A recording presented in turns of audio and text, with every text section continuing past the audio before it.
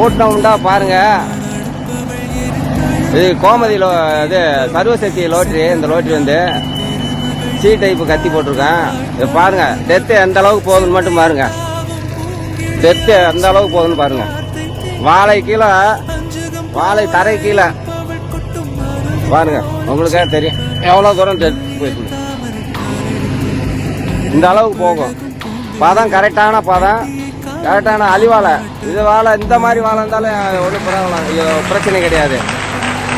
இந்த மாதிரி வாழை இருந்தாலும் இதை காட்டி முழுமையாக வாழைன்றாலும் இந்த மாதிரி எடுத்து கொடுத்துரும். ஏன்னா இது கொஞ்சம் டைம் கம்மியாக போகும், அது கொஞ்சம் டைம் சேர்த்து போகும். இதில் வந்து ஒரு ஏக்கரு நான் 5 மணி நேரம் ஓடனா அதில் 6 மணி நேரம் 7 மணி நேரம் ஓடும், அவ்வளோதான். ஆனால் உழவு ஒரே மாதிரி வந்துடும். ஏன்னா இதில் வந்து கீர் தகுந்து போகும். இப்போ தேர்டு கீரில் போகுது, கொஞ்சம் பெரிய வாழைண்டா ஃபஸ்ட்டு கீரில் போகும்.